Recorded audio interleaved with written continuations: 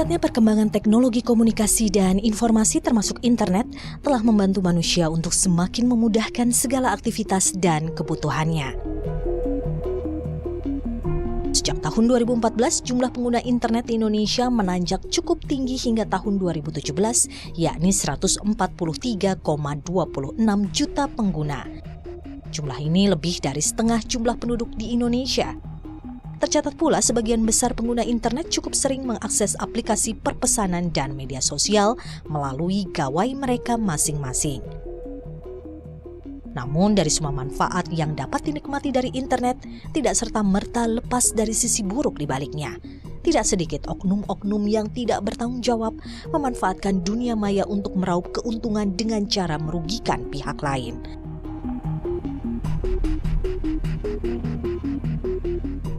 Maraknya kasus kejahatan siber tentunya mengkhawatirkan semua pihak. Disinilah Kepolisian Republik Indonesia turut andil menangani kasus tindak pidana siber. Perkembangan teknologi dan maraknya penggunaan internet di Indonesia ini tentunya membawa dampak yang positif, namun juga membawa dampak yang negatif. Kita tidak membahas yang dampak yang positif ya, karena dampak yang positif ini tentunya banyak manfaatnya yang berguna bagi masyarakat Indonesia. Dampak negatifnya yang muncul dari perkembangan teknologi dan maraknya penggunaan internet ini adalah kejahatan cyber. Kejahatan cyber yang ada di Indonesia setiap tahun itu meningkat, disebabkan karena makin banyaknya masyarakat Indonesia melakukan penetrasi di dunia internet.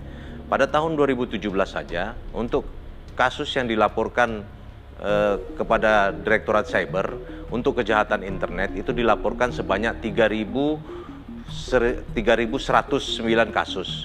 Pada tahun 2018 meningkat menjadi 4.360 laporan kejahatan cyber. Saat ini di tahun 2019 sampai dengan bulan Oktober sudah menerima laporan kejahatan cyber sebanyak 4.050 kasus. Berdasarkan hal itulah perkembangan dunia internet dan perkembangan teknologi, maka kejahatan cyber saat ini ditangani oleh Direktorat Cyber, yang mana kejahatan cyber pada sebelumnya ditangani oleh Direktorat Ekonomi Khusus, yaitu masih berada di dalam subdit yang berada di Direktorat Ekonomi Khusus. Dengan meningkatnya kejahatan cyber itulah maka Direktorat Cyber ini dibentuk. Dalam laporan yang kita terima, kasus penipuan dan penyebaran konten provokatif itu menempati urutan yang pertama. Untuk kasus penipuan saja, pada tahun 2018 sebanyak 1.781 kasus. Sementara untuk kasus penyebaran konten provokatif sebanyak 1.724 kasus, itu tahun 2018.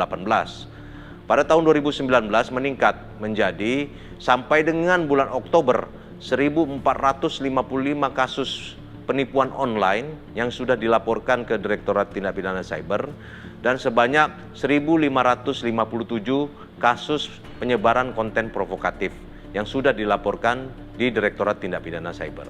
Kami sudah melakukan berbagai macam upaya ya dalam rangka menanggulangi kejahatan cyber di Indonesia. Secara umum, upaya-upaya yang dapat kita dilakukan itu ada dua kategorinya. Yang pertama adalah upaya pencegahan dan yang kedua adalah upaya penegakan hukum.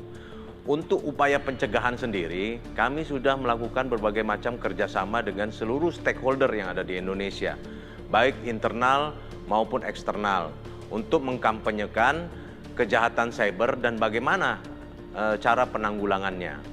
Sementara untuk upaya yang penegakan hukum, kami juga sudah melakukan kerjasama secara maksimal dengan seluruh aparat penegak hukum, khususnya aparat penegak hukum yang ada di negara Republik Indonesia ini, dan juga beberapa aparat penegak hukum yang ada di luar negeri. Karena kejahatan cyber ini bukan hanya terjadi, pelaku-pelakunya bukan hanya ada di Indonesia saja, tapi pelaku-pelakunya ada juga yang berada di luar negeri dan korbannya pun juga ada di luar negeri.